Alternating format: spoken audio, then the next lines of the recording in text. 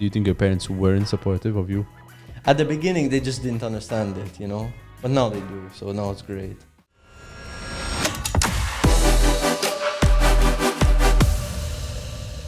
So guys, welcome to the first podcast. We're here at Single-Handedly, the first podcast with 3 hands, hosting your show. I'm your host, Thomas Borch, para-athlete. We'll give a little bit of a log of what we do. Student, hustler life. Nick. I don't have that much of an energetic introduction. I didn't prepare for it. You don't have an introduction. No, I didn't. This is the most important part. I didn't think of that actually. No, I didn't think of that. It is what it is, bro, off the dome. All right. So I'm Nick with Jaya. I'm Thomas's friend. That's it. We'll peel Nick like an onion until he tells us what he does. Exactly. And speaking of the hustler's lifestyle, today we have with us Fabio. Fabio's our first guest. Here we go. Thank you Fabio. very much. I'm very happy to be here. My name is Fabio. I do YouTube.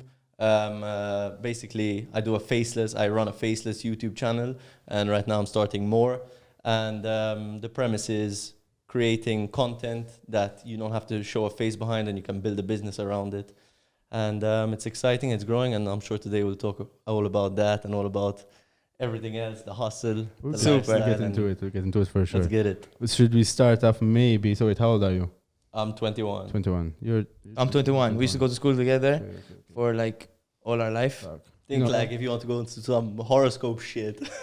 I think we have like almost the same birthday. you believe a bit in horoscopes. Yes, man, I'm a Scorpio, bro. You're just saying. Doesn't make a difference. Yes, bro, like everything, man. Like. So your girlfriend has to match, or the girl you're with has to match your star sign. No, bro, I don't believe in that stuff. Okay. But I thought he's just saying that. So for you guys, there is like some traits where you say, shit, man, maybe it's true, you know. Maybe it is actually like some character traits. You know, like they say as a Scorpio. Anyway, we're going to get into this. I'm sure people just click off, man. It's horoscope. It's like, fuck that, bro. Just on to the next. No, today I was meant to stay in bed, so we shouldn't have met today, even if it's Mr. Right or Mrs. Right. So I don't believe in it. You were mentioning this actually. I just want to say it because it's in my head ticking. You know how you mentioned that you believe, not that you believe in it, but that some of it makes sense. So can you explain how the Simpsons are predicting a lot of events that are happening? Do you think it's a coincidence? The Simpsons. I don't think it's a coincidence because time and time again, so many coincidences. I don't believe in a coincidence because if you're meant to meet someone, if you're meant to do something, if you're meant to be in the right place in the right time. Everything happens for a reason. Exactly. And they predicted to such accuracy. Have you ever seen the one of Trump? Where I was going to say that with the... Man, that one's crazy. No, the one I saw was the one that he was going down the escalator and waving. Exactly. Yes, exactly. And then that sign folds, and in real life, that sign also folds. And it's like, what the hell? How the hell could they predict that? Like, and then they predicted the Twin Towers on the magazine. When did Simpsons start? Do you know? Like 19... No idea, man. Don't ask me about dates. Jamie? I'm not that guy. Yeah, Jamie, pull it up. We'll see it on the screen. The screen's going to be right We here. didn't give him an introduction. His introduction as well. As being the backstage manager. Jonathan's the guy behind the scenes. Jonathan's John, go in very shot. tall, handsome man. In shot. Go in shot. Show your hand. 1989. Wow, that's a long time predicting stuff, eh? You believe in time travel, Fab? Time travel? No, I don't believe that it's invented yet. But wait. How can you say that if it's time travel? Ooh, maybe that's food for thought, huh? But exactly. So I don't know, man. I don't think it would be time travel the way you think it is, because that would mess up too much stuff, like the space-time continuum. It would change everything, you know. It would. But also, if one person invents it and keeps it to himself, yeah, you're right. I mean, he has the power, I guess. Yeah. And if someone's never shared. But why the fuck would he make The Simpsons create some mad shit? A show. No, but imagine. Time travelers work for The Simpsons. That's what I think. Imagine I give you the information. I can go back in time to a time where I never gave you that information. So probably he gave it to someone. Someone doesn't remember that they got time travel information. It could be us right here, right now. He might spawn. No. Man, isn't it crazy how everything happens for a reason, man? You could cross the road, and if you cross the road a minute later, a car could pass and run you over. It's true. Or the time that you wake up 5 minutes later, you could have had a completely different day. It's everything just always happens for a reason, and it got you to where you are now. like at this very moment, this very second where you are now, is it all happened because of the way of the sequence of events. And if one thing changed, everything would change. So with that said, Fab, you believe in a good routine, a good morning routine, a good evening routine, 100%. having similar days to each other. I think it's the most important thing, man. Consistency and having a routine. I think as humans, we need routine. You think so? If it's always different, you're never going to get ahead. You're always going to be trying to catch up. When you have a routine, you can really get on top of things. And then your workload compounds. It creates something that you can do every single day. And if you're doing effective things, then you're moving forward. If every day you know you're going to wake up at 6, you're going to do something, for your physical fitness or your health, like go for a run, go to the gym, something like that. And then after that, you're going to start working. And every day you do that over a long period of time, that work and that what you're doing for your body is going to compound, All right. And then it's going to... So what does help your you. morning routine look like right now? My morning routine, I would say I wake up at about 7:30. And then I just go straight downstairs, get a cup of coffee, and just start working. I feel like that's the best way. So wait, what time do you sleep? I try to be in bed by 11. By 11. So Sometimes I that's sleep at 11:30, depends. 8 hours of sleep you get every day. Exactly. But to be honest, man, I want to start waking up earlier. Okay. There's a book, The 5 a.m. Club. I don't know if you Yes. guys have ever heard of it.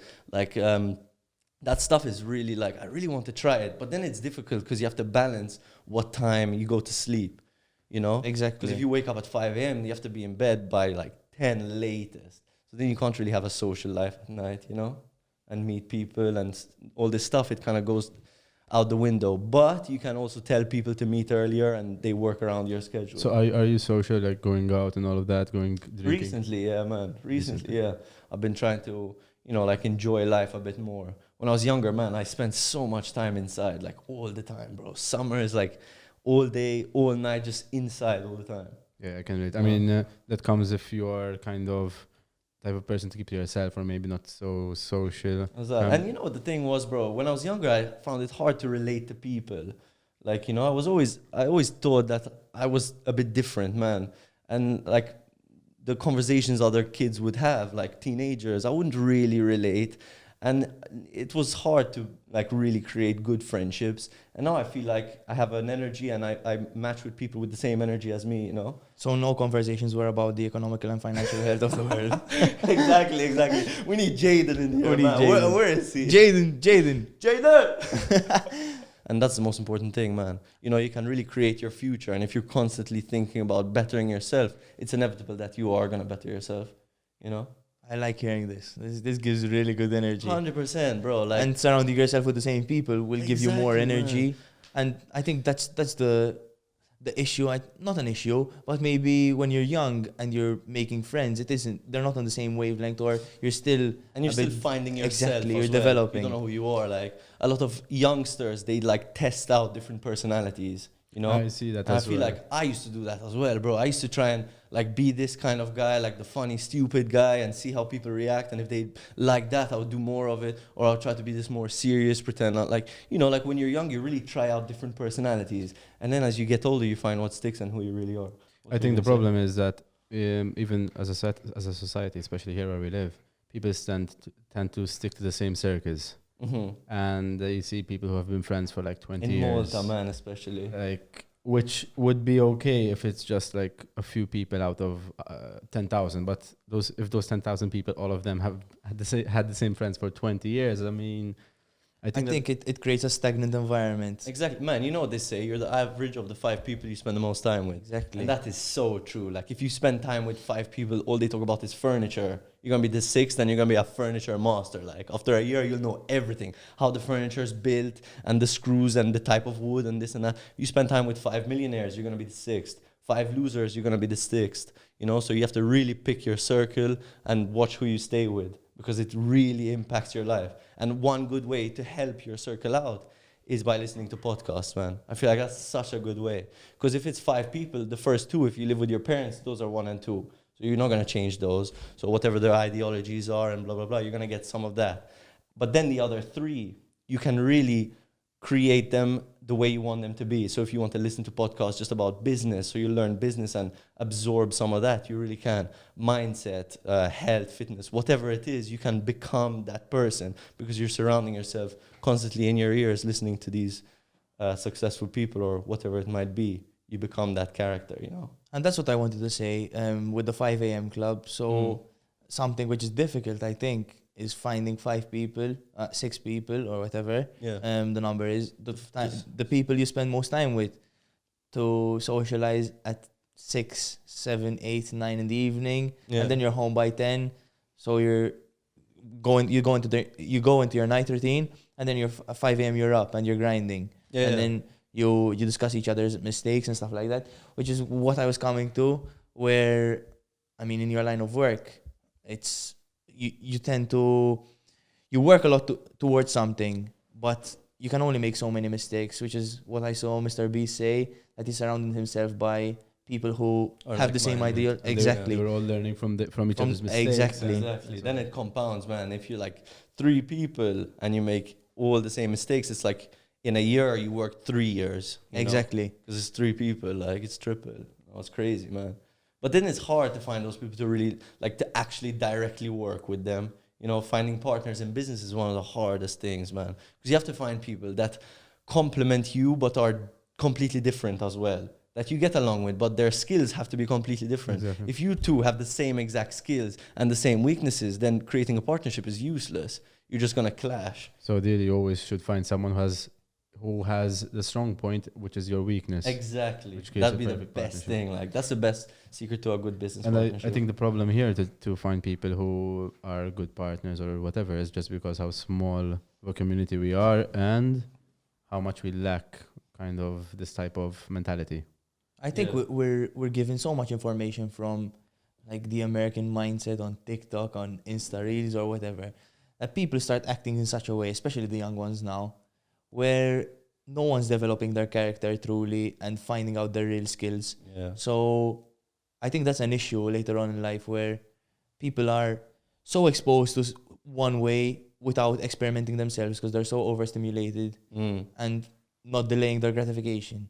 That's something I really believe in, delaying your gratification. Man, I think TikTok is going to have some huge impacts on our generation. Like, if you think like 40 years from now, when the like people our age and younger are going to be the business owners and the people that run the world, and their attention spans are so low and they can't work for long periods of time. Everything's instant gratification. It's fast. It's like all fucked up of the dopamine that you get from scrolling through TikTok all day.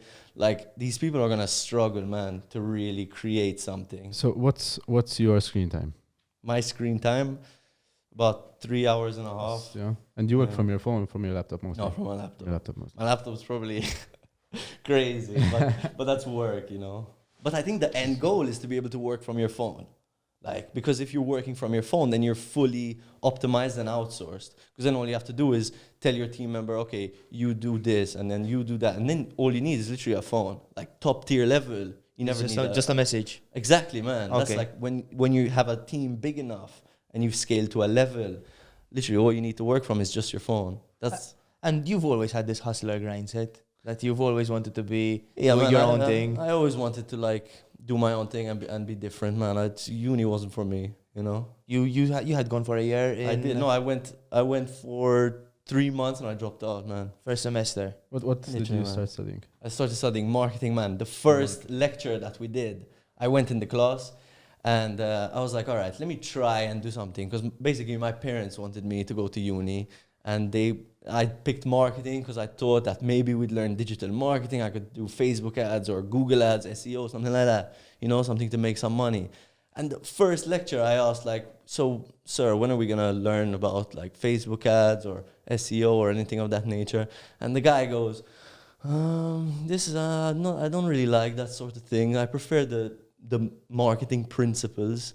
I was like, the marketing principles, those are outdated. Like, he wanted to teach us from a book that was written like 60 years ago about the marketing principles, which I guess they're useful, you know, but like once you've passed that base level and you kind of know them a bit, skim over it, then you really want to learn actionable skills that can make you money, you know, or at least in my point of view. So you wanted a more hands-on approach rather than a more I just wanted to make money, man, you know. I think Alright. like that's for me the most exciting thing, you know, creating. And you started off with a Shopify account, no?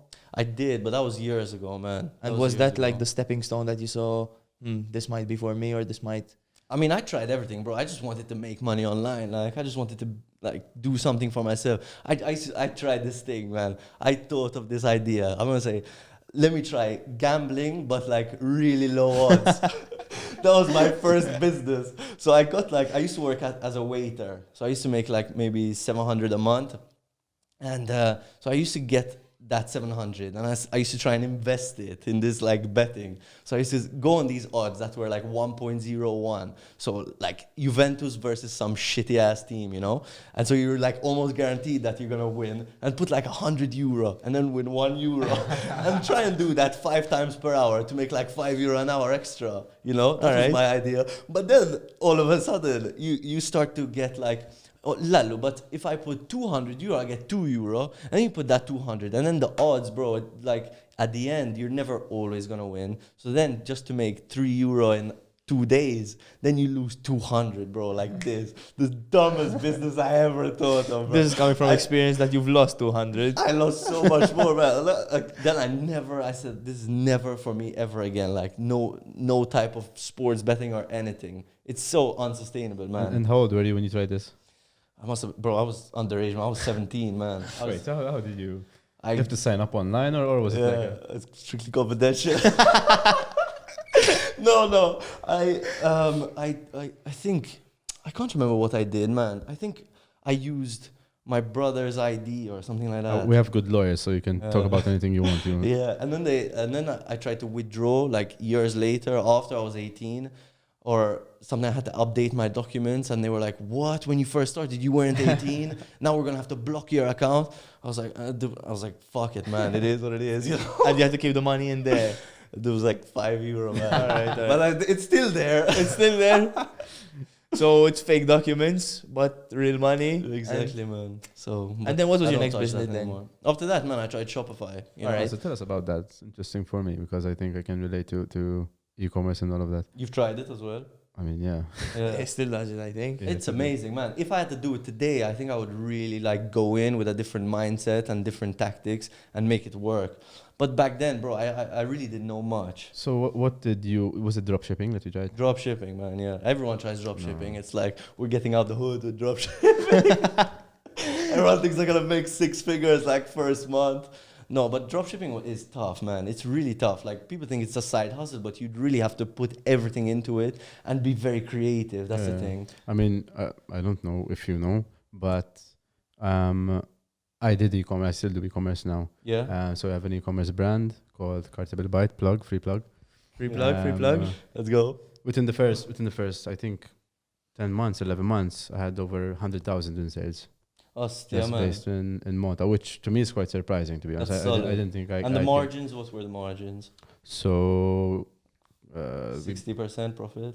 a bit more, I think. A bit more than 6%. That's solid, man. I can't remember. That's really, really good. And this is only one product. It's not like we had a Yeah. catalog of different products. Like like drop shipping usually have.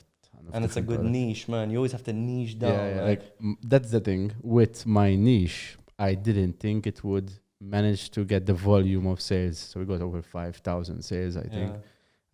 But there wasn't a market for it in Malta, which people were that looking was for. The thing. That was the thing. So that's I think what was my strong point, because I identified the missing piece, I think. So I saw that there was a lot of a bit of backstory.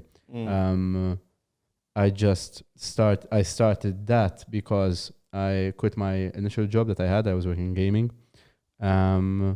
And I was supposed to open up a company based on like cloud computing, all that shit, with 2 other people that were in my team that I actually hired them. And then they just gave in the resignation and told me, listen, they want to join us, we're opening a company. Like, oh yeah. Anyway, long story short, we ended up not agreeing to many different things. Yeah. The partnership and the company failed. And then I was without a job. So then I'm like, quickly I have to come up with. Quickly, just a call back. Where is it because they had the same skills and the same defects as you? No. So. Oh, my theory is So flawed. No, it was more trust issue based, I think, because okay. you So a can bit immature. you like, can maybe. start a company with people that you don't know. That's what I think. Like You can't. you can't. Yeah, That's what I yeah. believe. And if there's someone that you don't know, like for me, and now I'm this type of person that I don't trust anyone. But especially in business, in my opinion, I think if you don't know the person well, No, you really have to know them well, man. because then what starts happening is if you start doing business with someone and maybe things start looking a bit odd, you're gonna start thinking, oh, this fucker trying to steal money from me. Is he doing this? Is he doing that? Go back to the story. So what happened after that? After the So- partnership failed, and then So then of course, bro, I have to pay rent and all that shit. And I'm Yeah. like, okay, so what am I gonna do? So I used to write. I still do, like every day, write things on my phone, like ideas, business ideas on my phone.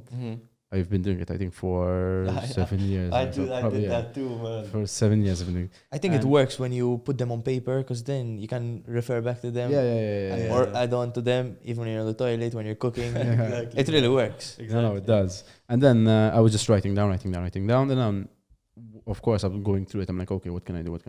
And I'm thinking, okay, so what's the weak point? Is there like a market I can fill with a solution to a problem? And then I'm like, oh, wait, so there's a motto. It's like just a few card games in Maltese that were shit. Like, how fun would it be that we do something really funny? And considering it's COVID, I know now that there was going to be a lockdown, so people are going to be inside. So I thought of like, listen, why don't I do something in Maltese card games? I'll make it appealing to obviously younger people. Yeah. So then I can market it really easily. I'll make it more vulgar, because when you have something, you're either going to go all out or you don't. Because of course, if you go all out, marketing. And when these card games have like shit, what's written down isn't very intriguing. It's boring. Exactly. Like when it's vulgar, it's like Yeah, exciting, so- And again, so this is like very niche, and I didn't think it would do as well as it did, because it was it's very vulgar. It's in Maltese. It's rough language, I It's guess. Yeah. So I didn't think we'd have enough volume for it, but I'm like, fuck it. I know it will do well to some extent, but I didn't expect. So we had, within the first day that I launched the website, I remember I just did one post on a Facebook group that I'm not going to plug here. I think you know. Blur it out. We can bleep it Alright. out if you. And no, I just took a picture of. I remember I took a picture of the cards and I put it there. And like, this is one of those stories where I went to sleep, bro. I went to sleep, and I usually always turn off my Wi-Fi, but for some reason I didn't turn off my Wi-Fi this time. And so like at 7:30 in the morning, I hear like an email coming in. I'm like, oh, I look at my phone, I see PayPal. I'm like, PayPal. Like, do I have to confirm my identity or some shit? And then I see new purchase or whatever the title was. Like, new purchase, what the fuck? Then I open it and I'm like, a guy just bought the product for 35 euros. I'm like, I don't even have the product yet. Like, what the fuck? Like, I didn't even have any stock. The only thing I had was like a sample card. That's amazing. And But a that guy- was proof of concept. And I a guy guess. just bought it. I'm Right. like, fuck. And then what happened that week was insane. I had around 100 orders every day, constant. Shit. For a week. You And I must had- have felt like Jeff and- Bezos, and bro. I had- and Like I a had- Saudi prince, man. Like And- the Shopify keeps dinging on I your had phone. I had no product, I had no stock, and it was insane because it was still being printed, manufactured. So it was a And you really got it crazy- manufactured off Alibaba or what? No. So because of COVID, I couldn't outsource Yes, it was from. China. I couldn't outsource from China because it was fucking expensive, and Yeah. we weren't getting definite shipping times. So I sourced locally, which was fucking expensive, really Yeah. expensive. But I managed to. I had like a back order of 1 week, and in the beginning, I didn't know what I was doing because I was doing the whole logistical process. So I would go to this factory where I was printing them. I would get all the boxes, and they were like, the boxes were flat, and the cards were all in like plastic wrapping, and I had to open the plastic wrapping of And- each one. So you have two different decks. I had to Yeah. join the decks together, open the box, put them inside the box, close the box, and put an instruction manual inside, all manually. And then Well, you ship it out. And then I ship it out, and I had to Jeez, man, that's do hands-on. like 200 a day to kind of get to the back orders that I had. And Yeah. it was insane, but it was a really, really good learning. And now you've managed to outsource that. Yes. So now I have a whole team. During that time, I had like 2 part-time delivery people working with us, or full-time, you can say, in the beginning. But it was insane the amount of things I learned so quickly just because I was put under so much pressure. Yeah. I think And that really works What out. do you think now is the most important next step there's something called MINS, and it's in whatever you do, it's really, really good to always think about it. The most important next step, like really break it down, you know? So to scale the business, what do you think for you is the most important next step? So the thing is, at the time, again, I didn't think it would take off into the volume that Yeah. it made. So it was, one, really hard to keep up Mm-hmm. with what was going on, because it was in the beginning just me alone. Then I had my brother, and then we hired some drivers, and then I started hiring a team slowly. But it was just so many things to process, and so short amount of time Yeah. that you didn't know what the next step was, basically. Yeah. And literally, I wasn't sleeping. Like, I would be packing the first week I was just packing orders until 3, 4 a.m. And then 6 a.m. the driver would come pick them up, and he would do 4 deliveries, because he wasn't an actual proper fucking delivery driver, and he just scammed me. And Shit, man. and I was paying him by the hour, so he would do like and this is another thing that I'm sure you have experienced as well. Like, you hire people that you think are doing a good job, or that you think is the right fit, but then you realize they're like fucking with you, and then you have to waste time to Bro, find that's the someone biggest else. bottleneck, man. Finding talent, you that's know. a huge It's so bottleneck. hard. Should you pay per hour or should you pay per product? No, when it comes to, and then I learned that when it comes to deliveries, not locally, you pay per product, and then depending on the company, you can also pay additional per kilometer. Oh, okay. Okay. So yeah, so I was paying this guy like, I think like €7 an hour. So I was paying him like €7 an hour, where he would maybe do 1 delivery per hour, and the delivery cost like €3 or €4. So I was losing money on every Yeah. single order that I was doing, just because he was Then taking they so much of my accumulate. time. Yeah. Of Well, course. going back to my question, man, what's the most important next step now to scale the business to the next level? Are you still running it? Yeah, so And it still does well? what we're doing, it still does quite well, which I'm still surprised Yeah. about. But what we're doing now is we obviously want to internationalize. So what we have next is we have another local product just to test out the look and feel of it, Yeah. and then we're going to internationalize it. So we're going to rebrand it for an international look, and then we're going to sell on Nice. Amazon and all of that. What I like, you're really self-aware. So That's something I That's- noticed. Yeah, you know, like you're 21 and you already are very self-aware. I wasn't self-aware at 21. Well, how Level, old high are you? level. I'm 26. That's nice, man. 26. because even you're aware that ads come up on your phone. You're aware that Yeah, I mean, obviously. the first Man. thing that I told you about Nick was who he worked for. Yeah. So you think that's like a good skill to have in life? Yeah, man. You always have to think like, how are people making money? You know, as in, if your main goal is to make money, then you have to obsess about that. So how are people trying to make money? And nowadays, it's by capturing your attention. So we're on Instagram, and then they're selling ads to us, and someone's selling ads, and they're targeting you. They're targeting someone who's between like 20 and 28, someone who likes fitness, someone who follows these types of pages. So the reason you're seeing that is because you're in that group. And if you can tap into that, you know, like, man, you can make money nowadays in so many different ways. It's crazy. Like, some people still think you have to go to university and spend 4 years, and I think it's not a worthwhile investment unless you really, there's a profession that you want to do. Like, you want to be a lawyer, a teacher, a doctor, any profession, an architect. If there's an actual profession that needs university, then go for it. But if you want to get into business, man, I think the stupidest thing you can do is an MBA, like where you learn economics and maths, and like, you don't need to know that, you know. You just need to start. Just start. Find a mentor if you can, someone who's already doing what you want to do, and follow from them and let them teach you and mentor you, and then just start, you know. It's like most people they just never start. They keep thinking, I need to learn. I know so many people like this. Like, they keep saying, oh, this week I'm learning Facebook ads. And then it's like, okay, like a month goes by.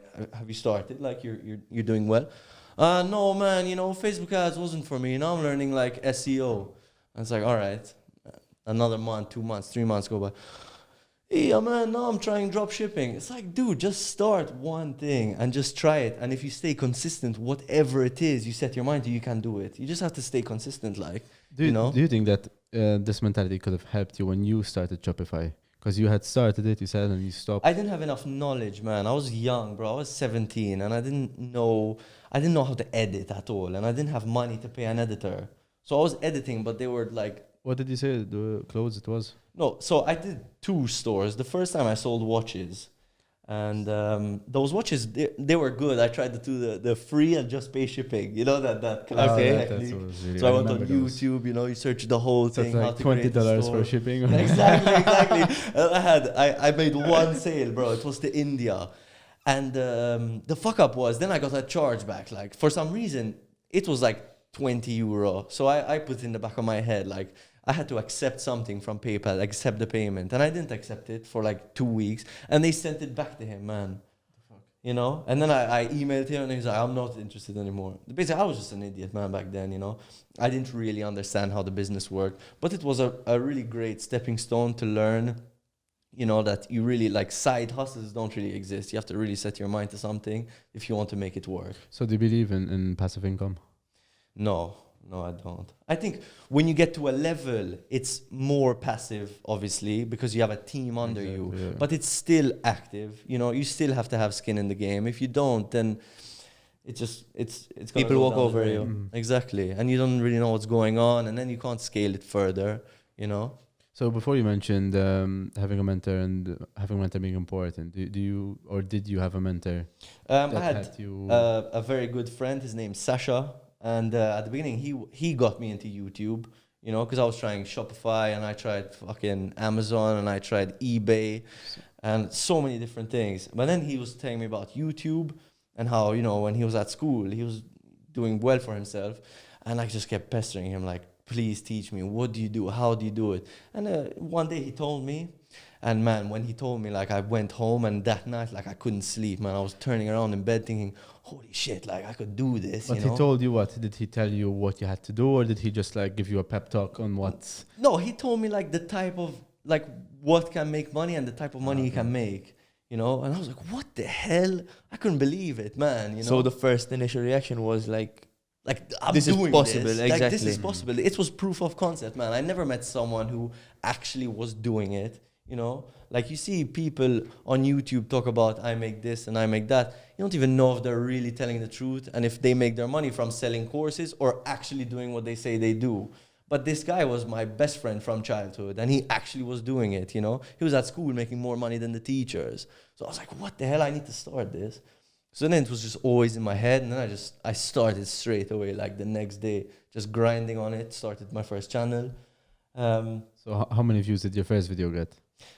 Zero, bro. Zero. Literally zero. Like, you see real-time views, zero views, and it's just depressing. You're like, what the hell, man? How is this gonna scale? But eventually, man, the way YouTube works, why it's so exciting is because you can have one video that just pops off, like, from one day to the next, literally. It could be you just post a video, and it has like 10 views. One day you go to sleep, you wake up, and it has 50,000. And then it's just a snowball, because then you get subscribers that watch other videos, and then that video promotes another video, and then you just grow this channel and this subscriber base. And attention is the new oil, man. You know, that's really what they say. Attention is the new oil. And if you can garner people's attention nowadays, you can really make a sick amount of money, man. You know, like it's crazy, the potential. So when you started out, all right, so your first video didn't get any views, and then you kept grinding at it, and then eventually, obviously, you started getting traction. Yeah. Were you doing type of content that you like? Because I think a big problem today is some people are stuck doing content that they don't like, but that gets a lot of views, and then they end up being exhausted, and they end up... Yeah.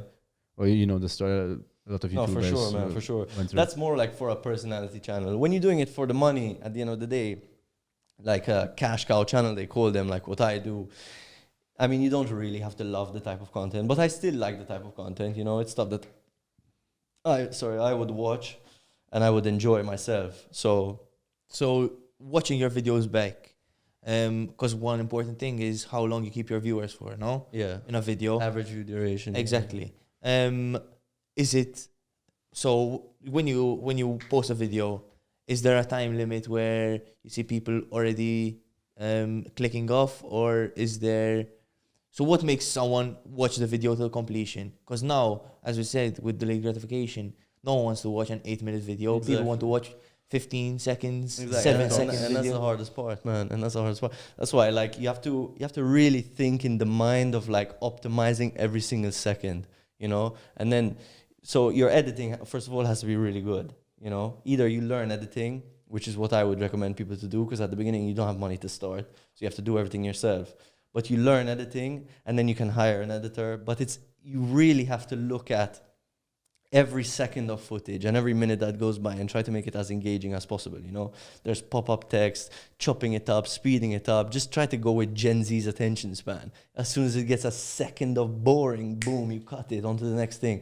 And that's what makes a good video. And that's why attention is the new oil, because it's so valuable nowadays. And then how you make money from that is advertisers are, you know, ads are placed on YouTube, which I'm sure you guys have seen, the unskippable ads. 15 seconds, you're like, fuck it, let me just skip it. No, ad block. No YouTuber makes money. No, from man, just blur that word out. Something, add something, I don't know what you said. Cut it out. Yeah. So yes, so if someone had to come up to you, I'll come up to you and say, Fab, this YouTube grind really something for me. I think I really want to get started. How do I get started? What is the first thing I need to do to get started? So what's base level step 1? Buy my course. No, I would genuinely like to get into a course, selling a course and mentorship. Really? So if people are interested and I see there's a demand for it, then I'll go for it, definitely. Because I feel like there's a lot that I can, you know, help people to get out of. It's a business that not a lot of people know, and it has huge upsides. So I could help a lot of people. But to answer your question, where do you start from? I would say the first thing is look at what's getting views on YouTube. Something that you don't have to show your face, you know? I mean, unless you want to show your face, like, then it's fine. You know, if you're like super good looking and charismatic, then just go for it, you know? Check. Exactly, you're good. But otherwise, look at what's garnering views. Like right now, there's a guy called Sunny V2 on YouTube. I don't know if you guys have ever seen his videos. Is it this guy's popping off, man? Not the medical guy. Jamie? Who's doing like No, he does like the rise and fall of Shane Dawson, or like okay, all right, yes, I've watched. And they're all faceless, and it's all like stock footage and like graphs. What's his name? Sunny V2. Sunny V2. And this guy is making like multiple 6 figures a month. Okay. You know, like he's caked up. And he doesn't show his face. No. All right. So, and this is just an example of a channel, and there are many channels like this that people, they don't show their face and they make a bomb of money, you know. So look at a video that's already garnering views on a channel, the type of content, establish the type of content that you would like, and then learn editing, man. Learn editing, learn writing, all that. I would say number 1 is editing. I mean, unless you have money to invest, then you can hire an editor. But I would say learn editing is number 1. So for the sake of people even watching, like you have you have a cash cow YouTube channel, and yours is based on entertainment, right? Yeah. Okay. And how would you describe your channel? Like, what is it about? Like, if I were to subscribe to your YouTube channel, yeah. So basically, sell it to me. Why should I subscribe without even knowing what it is? Yeah. So the name I prefer not to say, because just for personal reasons, like it gives me For creative freedom. Tax evasion. I can keep it as a business, you know, separate from me. And so it's like you touch all the masses without all the backlash, you know. You're not tied down to a certain name or And exactly, I mean, it just gives me, and I'll wake up to like 500 copycats, you know, of the same channel. It's just gets annoying. So the name, I prefer to keep it low key. But the type of content that I produce right now, it's everything from top 10s to like funny compilations and that sort of thing. So script writing. I was going to ask that. You write your own scripts? Do you pay someone? Do you use... At the beginning, I did write them myself, and now From start to I finish. have a writer. Yeah.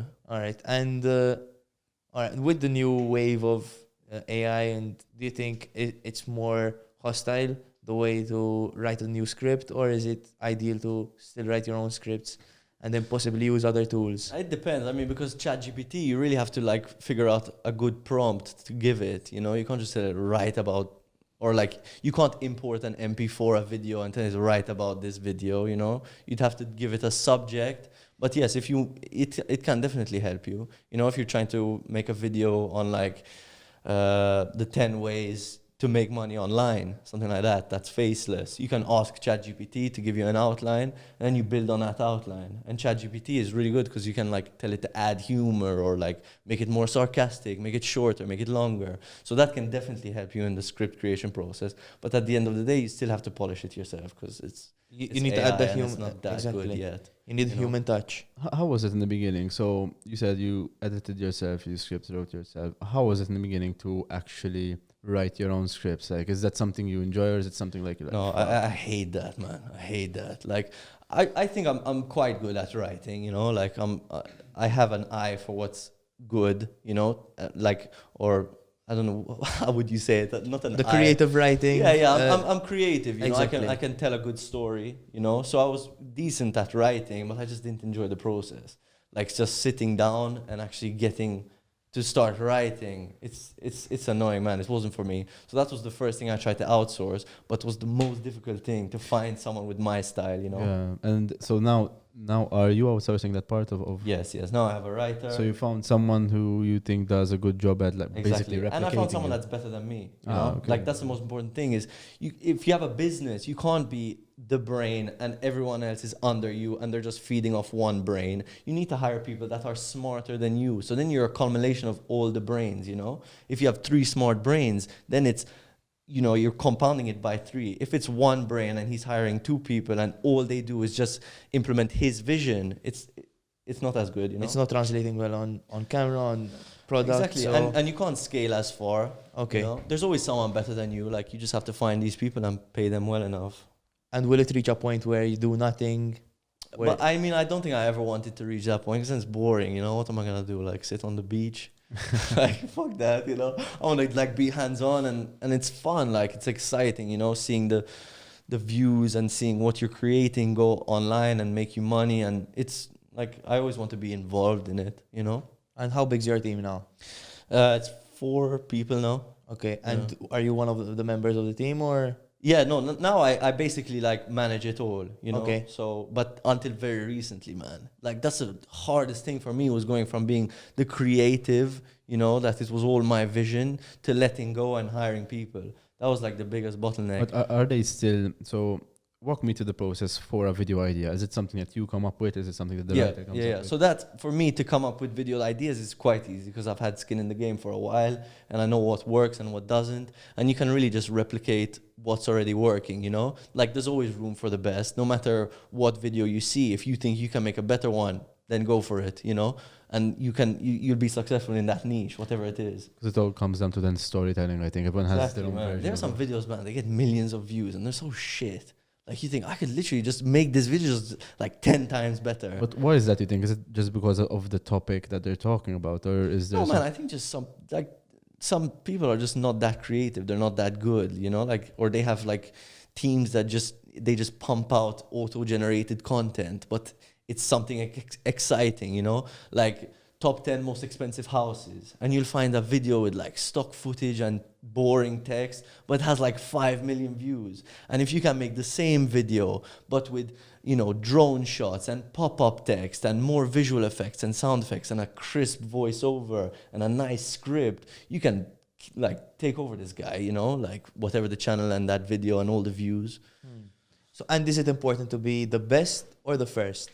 The best. The first, always does the best. being the first make a difference? Being the first, you're gonna make money in the short run, but when you're the best, you'll make money in the long run. You know, you have think more longevity. when you're first, you're showing other people the weak points in what you did, or maybe what could Yeah. have been improved, and then they are kind of exploiting that to get better than Yeah. you and get ahead. Basically, I think kind the of best case scenario would obviously be first and best, but that's hard. You know. Because then there are people with more brains into the Exactly, but you don't really need to be first in business, you know. Like even if you do something locally or whatever it might be, you can go abroad and find like it's just even like a restaurant, man, like a different type of concept, and you bring it down to Malta or wherever you live, and just make it better, you know, or bring a concept down. You never need to be first; you just need to be the best, and I think that's how you can make a lot of money like that. And with YouTube, obviously comes lots of money. I'm guessing not immediately. Yeah, after a while, yeah. Exactly. Does that change your perspective on? Did it change anything? Did the money change anything, or were you already? Yes, man. I always wanted to make money, you know, to have like a bit of freedom, you know, just to be able to, like, when you go out to eat, you don't really need to look at the price, you know. You want to get to a level, or at least I wanted to get to a level where you're more relaxed, you know. Like they say, does money buy happiness? it buys freedom, you know, and choices, which in turn, in my opinion, drive more happiness because you feel more relaxed, more free. They alleviate a lot of stress. You know, money really alleviates stress. So if you can make good money, then, you know, money doesn't buy happiness, but not having money definitely makes you unhappy, in my opinion, if you're really poor, you know. So do you think you reached a point now where you don't stress about money or where you have choices? I'm blessed, which I can say, yes, I have. But I mean, I still want to take it to, you know, another level. Like, And how much money is too much money for you? there's never too much money. Never too much Never too money. much money. But I think at a point, there's like to get to that level, your team needs to be so big that then it becomes stressful. And then there's a lot of stress, man. Do you think that you have to have a bigger team to make more money? Just because I've been reading for the past few months about like one person companies that make millions. So for example, there's this guy that I don't remember his name. The Indian guy, no, he makes 20 million. I saw that story. No, I don't know if this is No employees. No employee company. This I guy saw made a that. Chrome plugin, like some Chrome plugin or something that's paid or has, I don't know what it has exactly. And he's a millionaire. He just did like one really good Chrome plugin. And he just became a millionaire. He has no employees at all, just him and the name of his company. But he probably can't scale it very far if it's just him. Like, I think there's a cap. If you're a one-man show, I mean, you can make fucking great money, like, you know, but then it depends where you want to take it, like, you know. If you want to make 10 million a year, you definitely need a team, you know. It depends what level you want to get to. So rolling back on when you started making your first money on YouTube, what was that like for you? So what was your first paycheck on YouTube? My first paycheck was like 900 euro. Your first paycheck was 100 euro. Wow, okay. My first day, man, I got monetized. I made 240 euro in a day. I was like, holy shit. I was at the gym, man, and that felt like passive income because I was at the gym. I remember I was doing biceps and I was thinking, holy shit, right now I'm making money. Like, that concept was crazy to me. I wasn't working for someone or selling my time. It was a video I had posted months ago and it finally hit the algorithm and I finally got monetized. It was already posted for a few months and then and then it just randomly blew up. And I was at the gym and I was thinking, what the hell, man? Like, I'm a fucking Saudi prince, man. You know? It felt so good. Oil money. Exactly. And how long did it take you to actually get monetized? Because I think you have to go through a process, right? A I don't year, remember man. what it was like. A year. A year, yeah. I spent the first year making no money, you know. I was posting a lot of videos. So what's it like? You have to have, I think, 1K subs and certain watch hours, and right? 4,000 watch hours. 4,000 watch hours. That roughly translates to around 50,000 views. But now they created a new thing with shorts. There are YouTube shorts where you can go through shorts. You need 10 million short views. But obviously it has to be original content. So if you're doing something, if you're trying to recreate content but for shorts, which I think are the future, shorts are really going to pop off because YouTube now are starting a rev share. I don't know if you guys are interested in this topic, but like, you know, TikTok, the way they pay their creators, it's a bit shit. You know, they don't pay them very much. They have like this pool of money where they pay to the top creators, and like the same with Vine as well. If you still remember Vine, that's the subsidy they had as well, like a creator fund, because that's what TikTok have. But YouTube are actually starting a rev share, and it's gonna be 55. No, I think it's gonna be 45 and 55. 55% to YouTube, 45% to the creator. So you can post shorts and make money from those shorts. Like, so from the ads, I assume, right? Exactly. They're gonna implement ads in the short feed, and I mean, it's like definitely that TikTok creators are going to move over to YouTube, because if they can make double the money on YouTube, like, who's not going to take it? You know? What's your opinion on TikTok? Is it damaging YouTube in full length? So now we're talking about like just TikTok versus full length videos on YouTube. Is it damaging views? I think it has, man, a bit. In my opinion, it has a bit, because like I was speaking to some people the other day. Like, I asked someone to search up a quick recipe, and they went to TikTok. And this really got me thinking. Like, they literally went to TikTok and they searched up a recipe. I was like, what the hell? Like, it was like how to make cookies or something like this. Something stupid, you know? Actually, if I'm being honest, I do the same thing. Really? Because I prefer watching 15 seconds, give me all the ingredients. Just show me a quick clip of him pouring it, and boom, I already know what I have to do. And then I just watch it over and over again, which gives them 100, 200, 300% view time, not just 15%. Like average percentage viewed. Exactly. And that's what makes videos go viral, you know? I watch it more and more and more. There was a researcher that or there was a research paper published that showed a certain percentage of Gen Z are now using TikTok to search for things as opposed to Google. So even, for example, medical conditions, they're just TikToking their symptoms instead of going to exactly. to That's Google. why I said, I mean, TikTok definitely like took some share from YouTube, but now YouTube are starting shorts, which they're really going ham on it, and I think that it's gonna change the game as well and get more people onto YouTube, back onto YouTube. YouTube have been there for a very, very, very long time, and Or the OGs, man. they of they have a content, like. lot of experience in, like, because if you look at Facebook has been there for a while, but before Facebook it was like MySpace and High Five, and now Facebook is going into a bit of Facebook's shit. dying a bit. I think Yeah. YouTube's here But to YouTube stay. has always been so popular and so like Yeah, up YouTube's like there. the top dog, man. It's amazing. like even creators like you, they're always saying how good it is and all of that. Like you never see a Facebook creator praising Facebook basically, because you don't see it anymore. People Yeah. post to Facebook what they post to other social medias. I mean, it's just a place where they can get an older audience, I guess. There was a time where, Corinna Koff, she started Facebook live streams, and because Facebook were paying her a fuck ton of money Yes. to do content on Facebook, because I think she did Twitch first or something, and I think it was quite shit, to be honest, because I don't think she does it anymore. Let's start from there. I mean, we know what she's doing now, but Speaking of Corinna, exactly.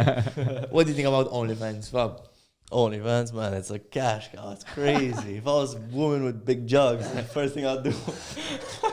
But you don't have to be a woman with big jugs. No, it's true, But but you I can feel post like pictures of your feet. Yeah, but they would make the most amount of money. They do, it's a fact. Like the women and But with big okay, jugs. does age make a difference as well? Because, for example, when Bad Baby turned 18, everyone started subbing to her Yeah. OnlyFans. I mean, with like sexual preference, I mean, everyone's different. I don't really know. That's not my field, But I think it's crazy, man. The amount of money some people make on OnlyFans, like multiple millions a month. what I we're can't talking. understand is like how much people are ready to spend on OnlyFans. Yeah, like porn's free, man. What are you doing? But maybe they have certain requests, I guess. Certain. man, it's don't. crazy. I don't sound like an expert. You tell us. Have you ever subscribed to all of them? No, I haven't actually. no, And, Tom, I I will hook up a lie detector right now. Yeah. you can. Yeah, I have never paid. Beeping. No, beep, beep, beep. This guy's capping. All right. Let's be honest. When Brazzers post their free 2-day trial, I used to generate a fake email. Oh my god, bro. Then I type a random password just for one time, and then you get to watch not the 1 minute version, you watch the 30-minute version, and you're like, I did that once. Like I was probably like 16.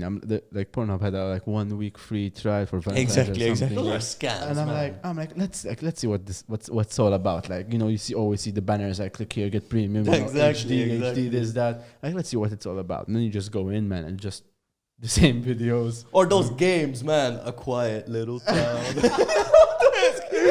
where everybody in this town are fucking. Exactly. No, it's like, no, I think those are scams, man. When I was younger, I tried to click on one, and then You it's won't last more than 30 seconds playing this game. like, exactly, man. I assume that they say that. I've never watched From the research, the minimal research I've done the research. Yes. for this podcast. Yes, obviously, we need to branch in all aspects of life. Wait, what was your question to him? It was about what do you think about OnlyFans? Okay. Yeah. Malta's been making waves in the OnlyFans space. Yeah, man. I think some girls are doing well. And you think the idea of the Maltese culture being so everyone knows each other, people are more judged in Malta, and they can't be taken. I think that's everywhere. Like, okay, not everywhere. But it can't be taken to a bigger scale in Malta. That's It's the thing. difficult, That's the thing. Like, then the local girls are competing like on international level. It's like if they want to grow, they're competing with Corinna Koff, for example. Like, Yeah. I mean, not to say that in a bad way to anyone locally, no. but that's the truth. Like, I think, for example, Corinna, the way she got success was just because she had a huge fan base. Yeah. And first of all, Through David Dobrik, man. That Yeah. guy built so many careers, whatever That's so people true. think about him, whether he's cancelled or not, or whatever he's doing, man. That guy built up so many people's careers. Even Jeff Wittek, I think he has David to thank in the beginning, And not He only that, does, but I there's so many think- people from there. But then Jeff is doing things like he's doing really good things for himself. He's Yeah, very no, then he creative. branched out, and I mean, his Exactly. personality is amazing. Like his character, he's like a super entertaining guy. So obviously, then people are gonna watch him. But you also see like, so okay, he made a lot of careers for people, and a lot of people actually just dropped off. So that kind of shows like if people actually have it in them or not. So okay, like Jeff was really good, Colin was really good. What's the name of the old guy? Mike, Jason. the old guy. Jason Nash. Jason Nash. Yeah. So the ones that we actually know and are familiar with is because they actually had it in them to continue that success. But then there's a lot of people that actually just drop off and no one hears about again. Yeah. Um, And you ever think, man, the way we like, everyone has a different perception of people. Like the way I see you might be completely different to the way he sees you. Or like the way you see Jason Nash is like the old guy. Like that's his image in your head. no, but that's what he plays. That's what he plays. No, you're So right, it's you're right, like, you're right. oh, But yeah. I mean, even in everyday, like not just celebrities and famous people, like everyone has a different perception of everyone, you know? What doesn't matter, sort of how you present yourself. But okay, with that question, do you have one character to stick to everyone, or do you sort of No, twist man, and tweak? You have to adapt, no? You definitely have to adapt. Exactly. And people who don't understand that, like, you're not being fake, you're just adapting to the situation. You know, there are some people that you have to have different types of conversations with them, which going back to like keeping your circle with people that you want to, that are gonna better you, you know? But sometimes you have to like dumb it down to some guys, man. All you have to talk about, whoa, man, look at that girl, like, wow, you see how hot she is, like, you know, it's like stupid. Empty conversation. Exactly. But sometimes you have to dumb it down because that's what they want to talk about, you know. But then if you surround yourself with people that want to better themselves, you have more interesting conversations. But answering your question, yes, I personally do adjust with who I'm speaking with, you know, my character or personality. I mean, the base is always the same, but like it depends who you're speaking to. So the type of conversation you would have, for example, or the way you present yourself, you dumb down, you mean? Oh man, you see, like you gauge what kind of person you're speaking to. Like if I'm speaking to, I mean, you know, like some people, you can't have these types of conversations with them. You know, this just like they don't like it. Is it background? Is it philosophy? Is it what they want No, in man, life? I think just everyone's Mixture. different, you know? Like nothing's right or wrong, but you adjust to who you're speaking to make sure. And I think, man, you can just like, the best thing is making other people feel good, in my opinion. You know, like when you make someone else feel good, like just give a compliment or like talk about what they want to talk about. I think that's something that I always do. Like no matter who I'm speaking to, I always try to make them talk about themselves. You know, Okay. make them talk about themselves. That's actually true, and I heard it many times before, and that works to my benefit because I'm usually the one that likes to just listen. Mm-hmm. And it does work well, but then the problem that you have is that you are always outspoken if you're going to kind Exactly. of stick to that. And it's tiring, man. Yeah, you know? exactly. So I was actually seeing something last. I don't know which YouTuber it was, but he was being like, he was saying like, every room you go into, you should be the loudest person in there. So it's kind of the opposite of what you're saying, but just because he wants to show authority and he wants to show that he's Yeah. the top G. But then, basically. I mean, it depends. Like, I don't think people are gonna like you if you're the loudest person in the room all the time. If you have something to say that's very interesting, yes. I but think it like, depends on your goal, on Mhm. your end goal, basically. What's your end goal with this person? Is it for the person to like you? Do you want Or to? just to make them feel good, like, you know, make them come out of this conversation happier. Like, I think that's always the goal. Like, no matter how trivial the conversation is, if you make them feel good about themselves or make them talk about what they want to talk about or talk about themselves, especially like men, man. Like, men don't really speak about themselves or express their feelings a lot. So when you can speak to another guy and you really tell them like, bro, like, how are you feeling? Or what are your goals? And these deep conversations, some guys are like, whoa, like, who is this guy asking me these questions? Like, they never even think about it. Or like manifestation, man. I think that's so important. Like everything I've ever done is because I thought about it in the past and I put myself in this like future thought and then work towards it, you know? Like become that person that you want to be. All right.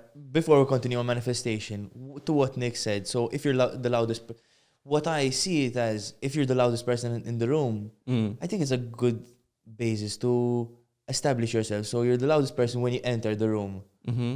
So people know who you are and you establish a certain level of respect, I Yeah. guess. Can I add to that? I Tell me. don't think you have to be the loudest person in the room. I think you have to just show your energy. Exactly. And you don't need to be loud to show your energy. You can just bring a vibe. Like there are some dudes or just people in general. They'll walk into a room and you just feel the energy. Like fuck, this guy's a cool guy, man. And if you can establish that and people feel your energy and your energy is good, then that's how you establish your dominance or whatever. Like you have good energy, and people feel it. Is it how you dress? Is it what skincare routine you have? Is it No, I think it's really just how you talk, man. literally? So you just walk in, but the first impression is lost. Okay. basically. Yeah, exactly. So how you're dressed does make a difference. No, for sure, man. How you for smell sure. makes a difference. For sure. How your hairstyle. I think this is so important. Like these are the basics. Like some people don't even think about those. You think they're ignored? But they think they're cool. Like, oh, as if I care, man. When it's like if you want to better yourself and take yourself to another level in society and in life, you have to care. You have to care about personal hygiene, how you look, how you dress, go to the gym, smell good, make sure you're always, clean shaven or whatever it is as a man. I don't know about women, that's something different. But as a man, like if you dress well and you feel good all the time, you're gonna have more confidence, and then your energy is gonna be better, and you walk into a room and you demand more respect. Just basic things like your posture, keeping your head held high, and all this thing, all this type of stuff. I think So that translates to a good glow up, to exactly, man. even a probable life change, or Exactly. a different path you take through life, no?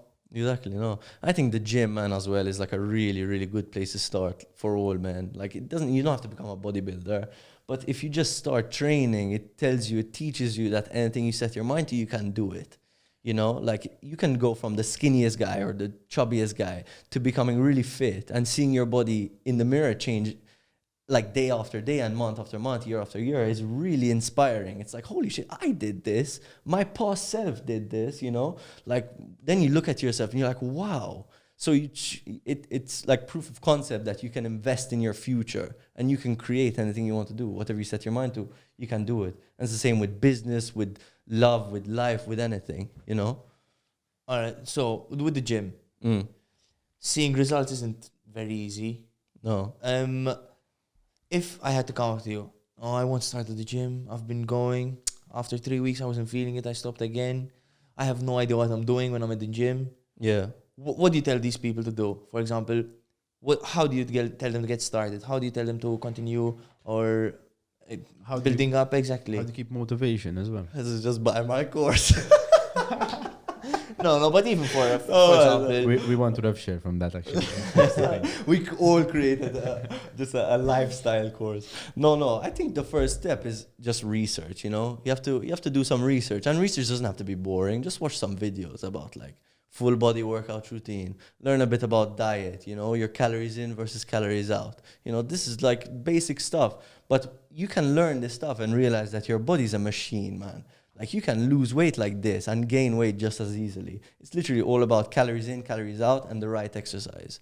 You were. I remember you at school. You weren't the biggest person. You were on the skinny side rather than the fat side. No, I was super skinny. That was the first thing that I started to kind of better myself.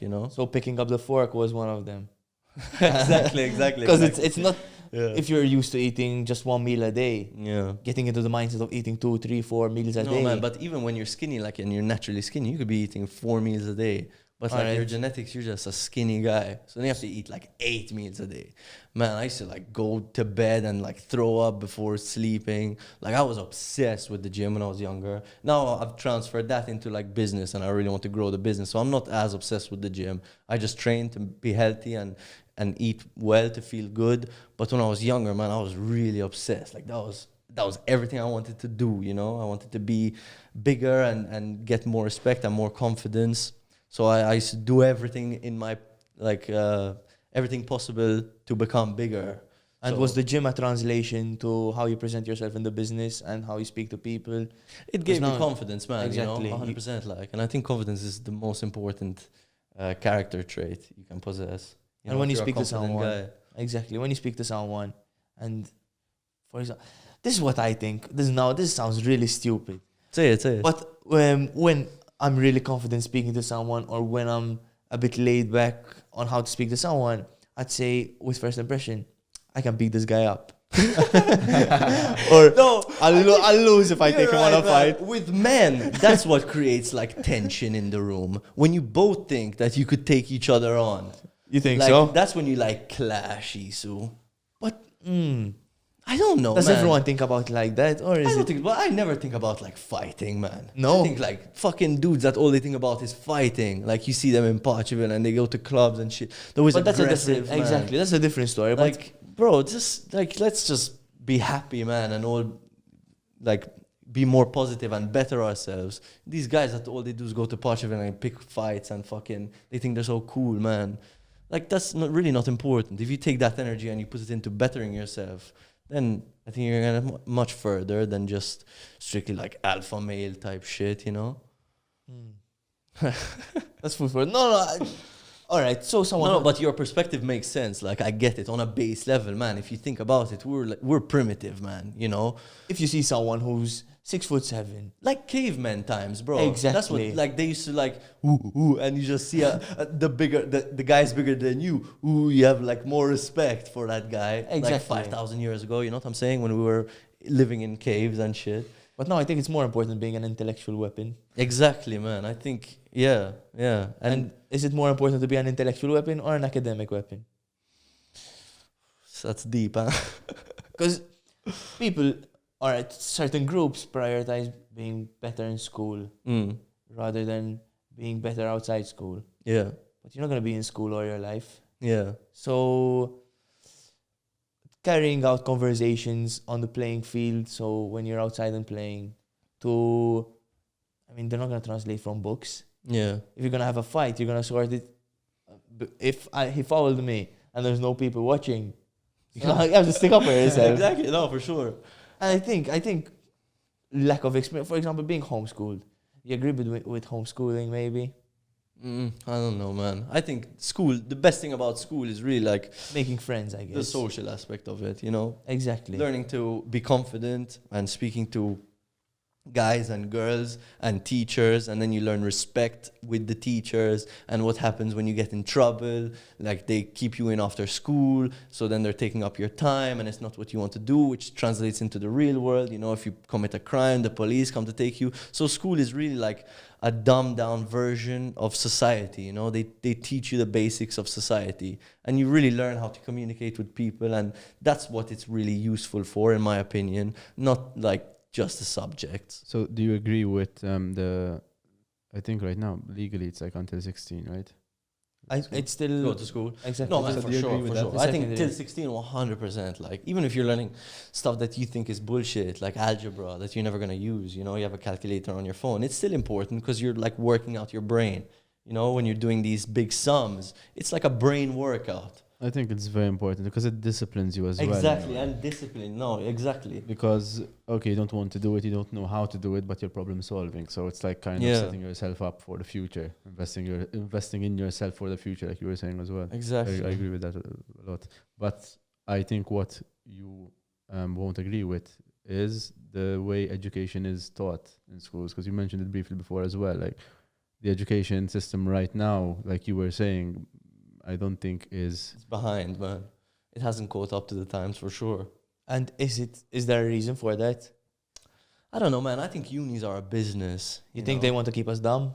No, definitely not. It's just a business. Like, well, I mean, that's another aspect. Like, do they want to keep you an employee and working for the government? And Exactly. And, of course, and because yeah, but I think the thinkers of the world are always gonna break out of that. You know, even if you go to university, like if you really want to make something and you're a deep thinker, you create something else. They're not gonna like enslave you. Like this idea of like uni's trying to enslave you.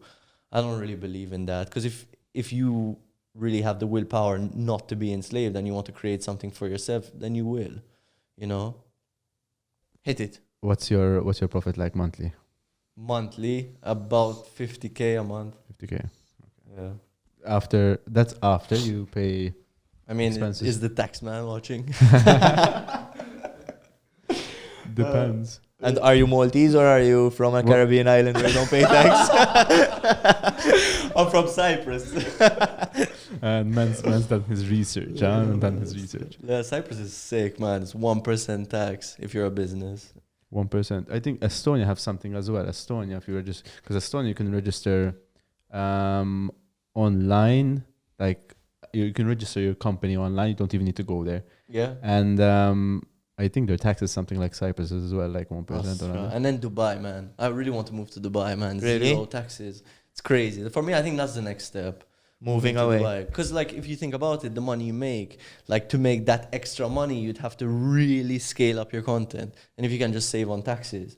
But then, obviously, Dubai is so expensive. Like, I went recently, man, and it's... How was that? This was sick, man. Crazy experience. I went skydiving, man. Just like... Well, do you think you can live there actually? Because, okay, you go there and do skydiving, do jet skiing, go on these boats, yachts. But can you actually live there? Do you feel like it's livable? Yeah, man, because then you settle down, you know. You get, again, going back to routine, why it's so important. Then you'd need a routine. Because when you go abroad, like on holiday, every day is different. But that gets tiring, man. Like every day you have to do something different. Sometimes you just want to like chill out, man, you know? Like every day I have to see this today. I have to do this. I have to do that. But when you live there, you can just, you know, you wake up, you get a car, like, or you rent one or whatever. You can go to the gym and you can come back, get your work done, you know, do what you need to do. And then at night you can go out and enjoy Dubai. Like I think that's where I would see my life going, you know? That would be a good quality of life.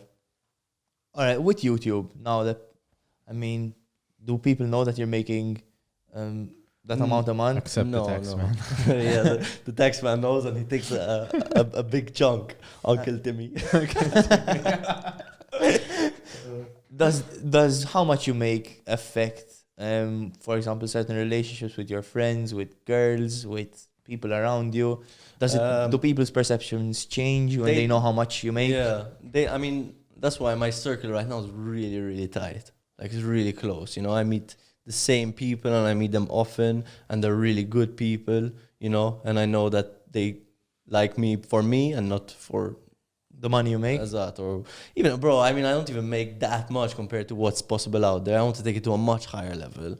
That's the perspective you have. Yeah. Because, for example, for our teachers, it would be 50K. No, exactly. And I mean this in a way that like it's always exciting to look to the next thing. But I feel like, you know, if you set your mind to it, you can do anything. No matter what position you're in right now, you can take it to the next level. And you always have to look at the next level, as in if that's your goal, you know. All right, where does Fabio go from here?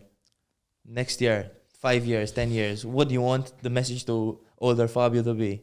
Well, I want to get into like teaching people, you know, like I want to spread this knowledge. You know, I think I have a lot to give and help people create a business on YouTube. I think this could be a really good thing to help people get out of their situation or start a side hustle that is, I don't really believe in side hustles, but make a bit extra money. And then if they really like it, go all in and make it a career or a business, whatever. And I want to keep scaling, man, you know, like sky's the limit. I want to leave an impact, keep entertaining people with the videos that my team and I make, and teach people how to make money on YouTube, you know, leave a positive impact. I think that's the most exciting thing, is helping other people. It makes you feel good, so selfishly, you know.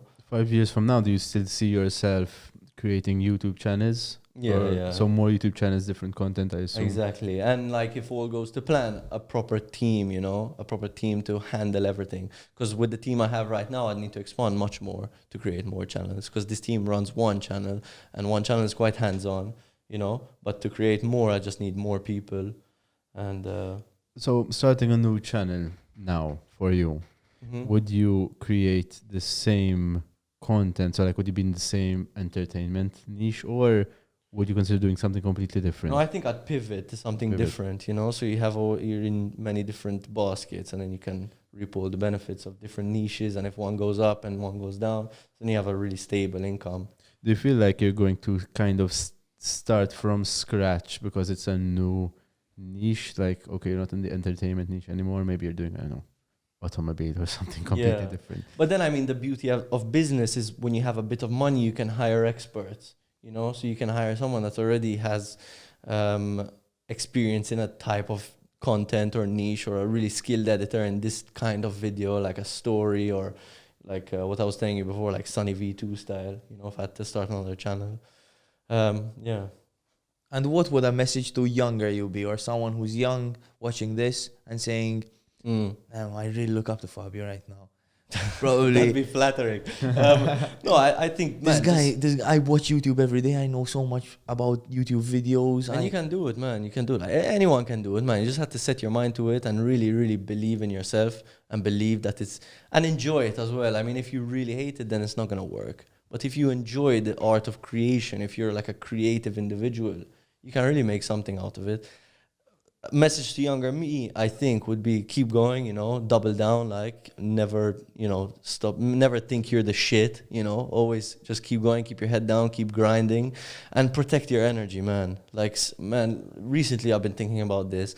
So many people don't deserve your energy, you know, like you go into rooms with people and you try to make them feel good and give them positive vibes and help them. And some people really just, like they're a black hole. They absorb your energy and give you nothing back. And then you go home feeling like, shit, man, like now I'm tired.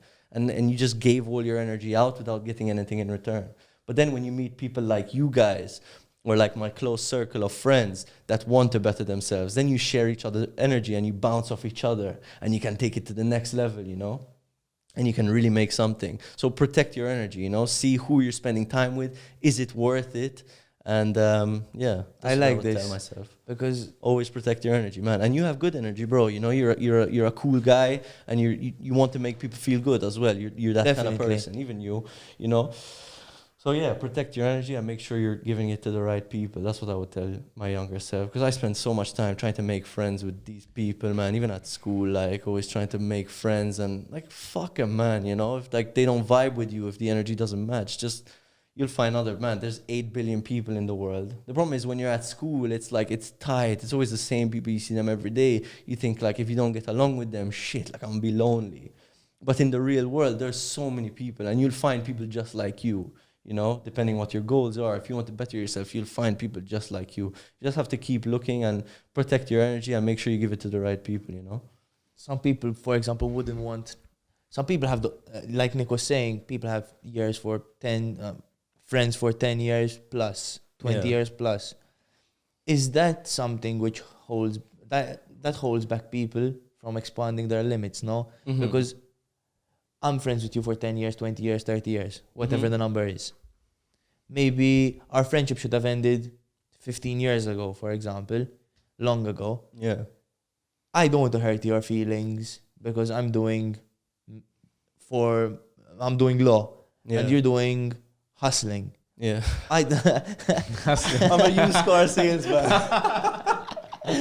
I don't understand what you're doing and you don't understand what I'm doing. Yeah. But we're still friends to a Man, I certain mean, like, extent. don't be afraid to cut people out, you know? Yeah, I if they're think- not fit for you at the time, like, just cut them out. You don't need to meet these people anymore. Like, find people who you really resonate with and your energy is the same, you know? So then you can take it to the next level. If you're constantly trying to adapt to other people and, like, it's not worth it. I think like you had a very, very good point, and I think more people need to hear it, that people should conserve their energy for the right people. When I was young, this I could never, and this was something that we spoke about in the beginning, and it really resonates because this is something that I had to learn how to do. So when I was younger, I used to waste a lot of energy trying to, like you did, trying to fit in, because the conversations that people were having were not appealing to me. But I didn't know what. Maybe I thought I was antisocial. I thought I'm just You awkward. think you're weird. Like. I thought I'm really awkward, really weird. So I used to waste a lot of my energy trying to have the same conversations that people around me are having, and that really drained me. And I think even mentally it took a very big toll. So, like, imagine having a group of friends when they're talking about, like you were saying before, random shit that you really don't care about, and things which isn't of an intellectual level, and things that are not contributing to your growth, to your knowledge, and all of that. And so I had to talk about like what we did. What did I do? Because I had to. I'm a very observant person, Fab, just like you. What this? What Yes, I think it's a sign. you're It's a taking, sign. you're No, taking the but- top G Illuminati. approach. Illuminati. He's one of by his course as well. I think it's just comfortable, man. Hustlers University. Like, I've been doing this, and now people keep telling me, "Oh, bro, you're like Andrew Tate stan." Like, wait, No, I'm lose man. my train of thought. What was I saying? Anyway. Sorry, I cut you off. You No, see, don't do that I'm all over the you're place. just that guy. I'm that guy. I'm your average Joe. So, with that, I think it's very important for younger people to understand what you said, because I think it does resonate a lot, and it should resonate a lot. Because again, when I was younger, I was wasting my energy. I was feeling depressed because my friends were talking about this, and this. They were talking about football. They were talking about things that I didn't like, but I had to learn to like for the sake of having conversation with them. Try to be their friends. Yeah. Exactly. So apart from that, what are some other things that you think are important for people to understand now that you've reached this level of where you're comfortable with who you are and you're very self-aware and all of that? Because I think it's important for maybe more people watching to kind of say, oh yeah, I can relate to that. Oh, that's true. I'm passing through that now. Like, what are some other things that you've learned?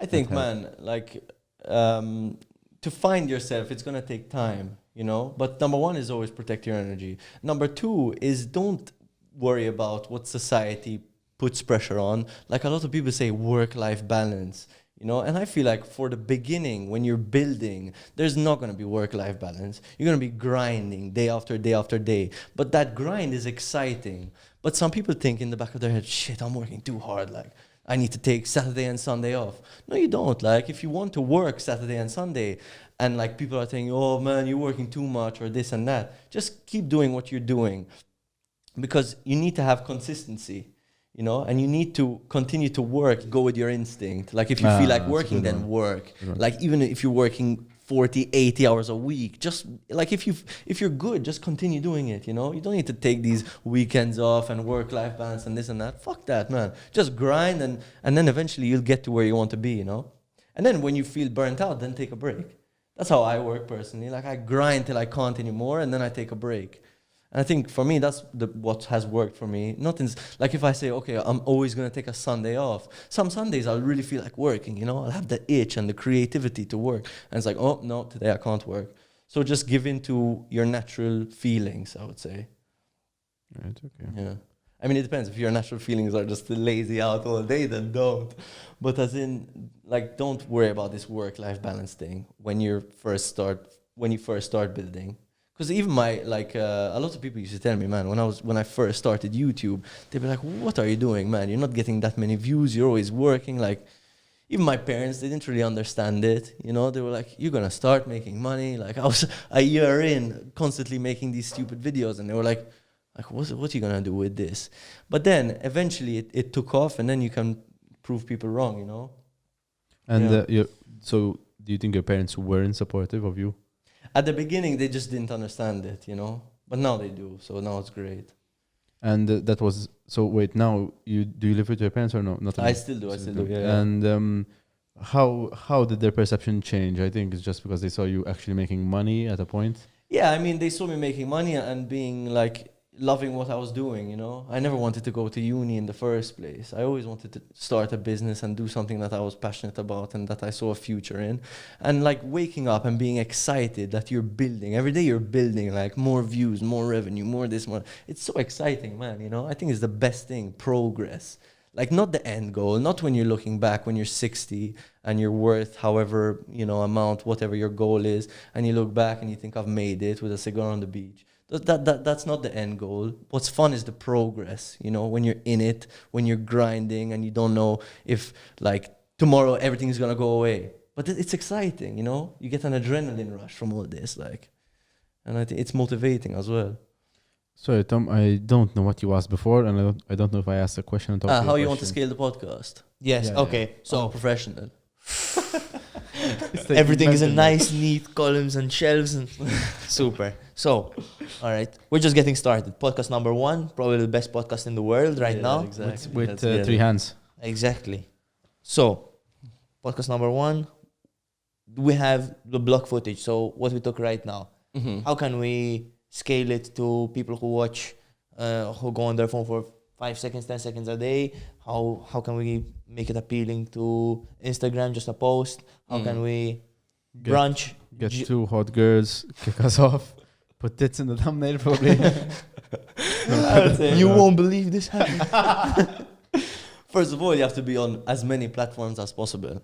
you know, chop it up for shorts, chop it up for TikTok. Well, TikTok and shorts, all short form content is all the same. But make sure you add pop-up text, make it engaging, you know, make sure the editing is really good. Because that's what, like when you're scrolling and it's a really well-edited video, even if you don't have a creative eye, you're still just captivated by it. You know, nice clean text with different colors and it pops up in your face. Those are really good, and that's how they get more views on TikTok and shorts and reels and whatever. And then keep the long form for YouTube and stay consistent, man. You know, like if you upload every Monday, you know, even if you have to do an internal one, just you two or us three again, man. Like I enjoyed this. If you want to call me back on, I would Definitely. It depends on the budget. I don't know what it's like. We're still getting started. Our pockets are empty. Yeah, my time is very, very valuable. Every second they have to pay me.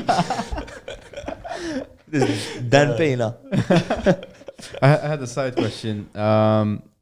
So you are doing YouTube, but do you do YouTube Shorts right now? Or are you chopping up? I don't, but I want to get into it, man. Because I think now you can start making money from shorts, you know? Yeah, so like for you, that will be an added bonus, I guess. Like instead of just Exactly. right now starting a new channel, maybe you can do the shorts shorts. and then you move on to... Exactly. And then maybe build a team just to start shorts channels. You know? Are shorts on the same channel? You can do like... Yeah. Now they added a new column. Like before, the shorts used to be mixed up with the videos, and it was really ugly. So you have all these nice thumbnails, and then you have a short with black bars on the side, and looks ugly. But now there's videos, shorts, live, community. You know, it's separated. So the channel looks nicer, and you can post shorts on your main channel. And when people watch shorts, they're gonna intertwine the recommendation system. So if you watch a shorts about like they're gonna do recommendations, I think. exactly. No, but if you like watch a short about, I don't know, football, like YouTube are gonna know you like football, so then they're gonna recommend you long form videos about football as well.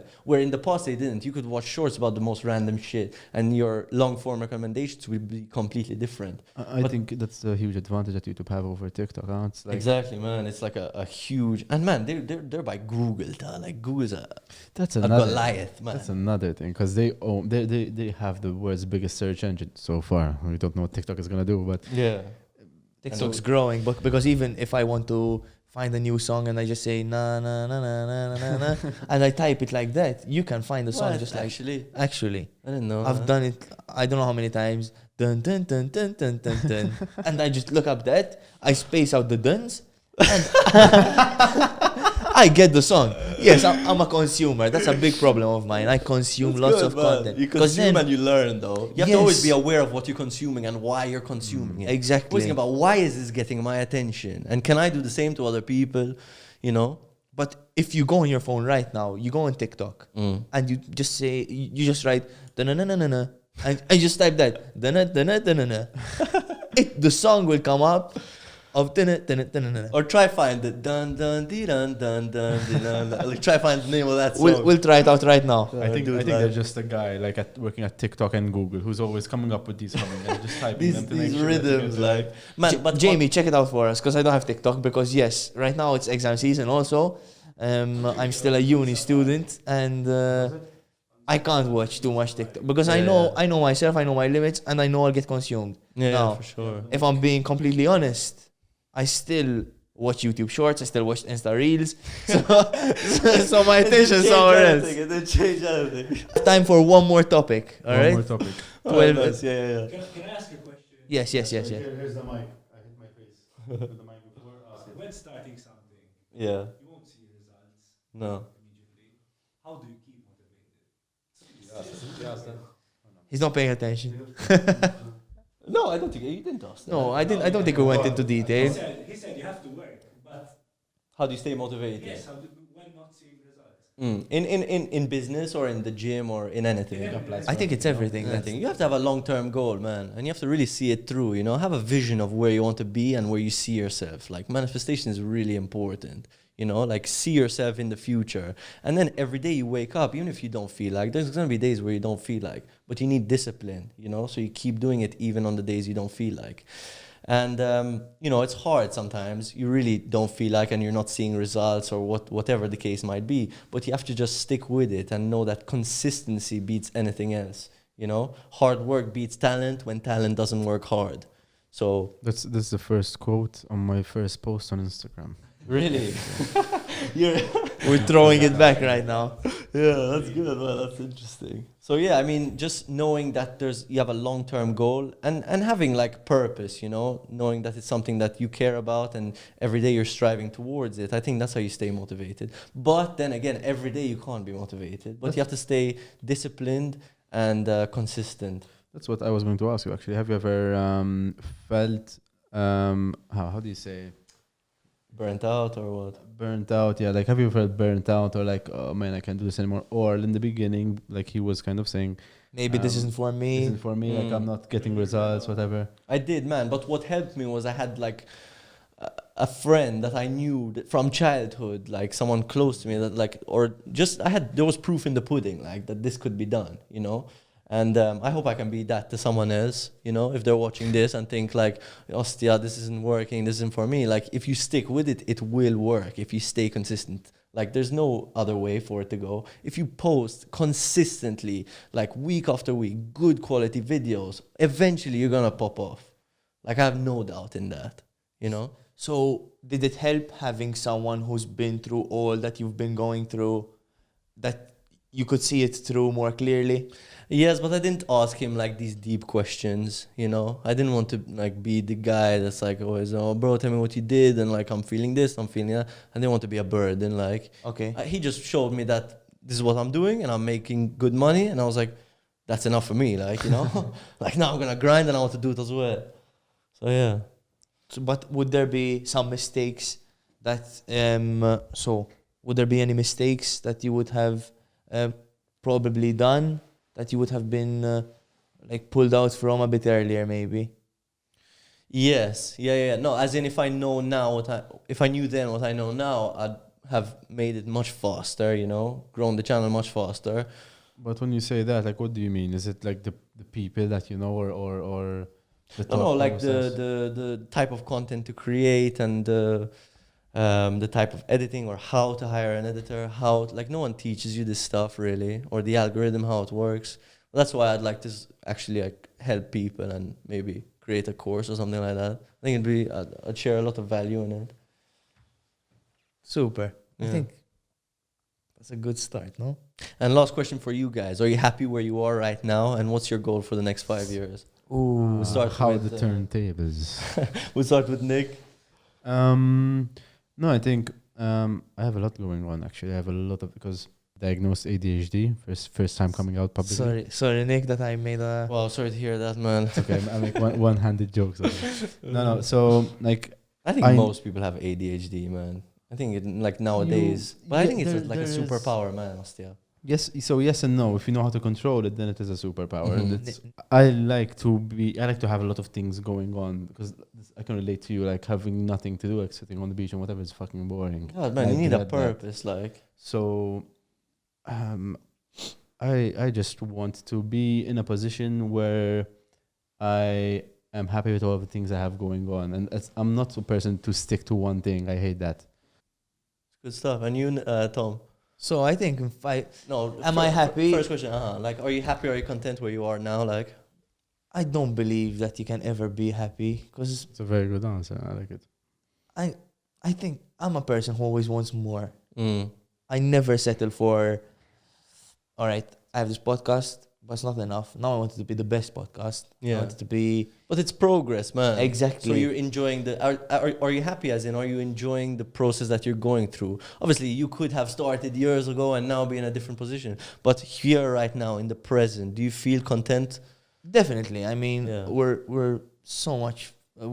I can see the progress now, because we're so much further than we were a few months ago, a year ago. Mm-hmm. This was all like a big dream of mine to have my own podcast, because I was always being invited and speaking about my story, and I was always saying the same things. Yeah. And how many times? I mean, my story from 3 months at a time it's not gonna change much. Yeah. But I think having people on and interviewing people, being interviewed so many times, like having done so many interviews, even because of my hand, because of disability, be that, be this, I never wanted to be identified as someone who's disabled and I'm doing all these things. I want to be always a normal person and reach new goals. So, Yeah. am I happy? Yes. Yes. Satisfied. It was the future. I'm not satisfied, exactly. Yes, proud There's- but never satisfied. That's There's the- so much more I want to do. There's so many things I still haven't done. Mm. Be it going on a walk in the middle of a park. You haven't done that. Whoa, bro, no way! I always No. wanted to do that, man. example- Fucking let's go on a walk. You know? No, but for example, go on a trek in like nowhere, in the middle of nowhere, a place I've never been. Like Water. Alaska. Or I think he some just Exactly, wanted. I think he just wanted to say skinny dipping, and then he just No, like, no, no. changed it to walk in the park. shit. Yeah, I've never been skinny Mom's dipping. watching. Sorry, mommy. If it's, for example, I don't know, maybe going to a pottery class or a bonsai tree class. Yeah. No, I Things- get you, man. There's so many things I still want to do. Where I've done so many things so far, which I'm happy about. But there's still so many. I'm never satisfied. Yeah. And I think that's not. I always look at the end goal. And you mentioning the process really puts me into perspective of where I am and where I should be. Yeah. Because I want to appreciate the process much more. And I'm still in the mindset of I want it now. And that's slowly shifting, definitely, even with this, Yeah. even with all the things I'm doing. If it's a degree, it took 3 years. If Yeah. it's slowly getting the equipment back put together, if it's making signs, if it's putting furniture together, everything takes time. You know what's a really good perspective, man? Sorry to cut you off. Tell me, To tell me. appreciate the moment is imagine yourself like right now you're 80, you know, and you took a time machine and you came back to where you are now, and you look at your hands and your fucking your arms and your legs, and you're like, oh my God, I remember when I was 21, or I remember when I was 26 doing this podcast. This was our first podcast. Wow, look how young these guys look, and we have so much energy. And that puts into perspective how grateful you should be in the moment, you know, that we're here now, we're young and we're healthy and we're blessed, man. And Definitely. just appreciate the moment and be grateful for the process. Super. It's a really nice way to end the podcast. I just feel like having a And getting back to where we started, because we started off with The Simpsons, time traveling, Oh, full loop. Now Yeah, we can full make loop. those videos with the no edge at the end, you know? the loop, like a fucking hour-long TikTok. Anyway, guys, thank you. You have to do the bark before you leave. Yes. What? You have to do the bark when you sign off. Yeah. So to sign off, I'm just gonna do a audio check. No, but okay. Thank you guys for watching, viewing, and subscribing. Yes. Let us know what you want to see. Any guests you want us to have on, please let us know. Thank you. That's been it. Fabio, anything you want to add last minute? Thank you guys for having me. It's been amazing. And if you guys want to follow me on Instagram, at Fabio Cachia. Fabio, FABIOCACHIA. Amazing. Thanks, guys. Follow us on correct. Instagram. Do you have an Instagram? Babe? Single-handedly podcast, not yet. Single-handedly pod. On Facebook, Single-handedly podcast. On On TikTok, Single-handedly Twitter, pod. OnlyFans as well. We're there too. OnlyFans. No one's getting free stop pics. Yes. So, looking forward to the next one. Over and out. Let's go. That was nice. That was good.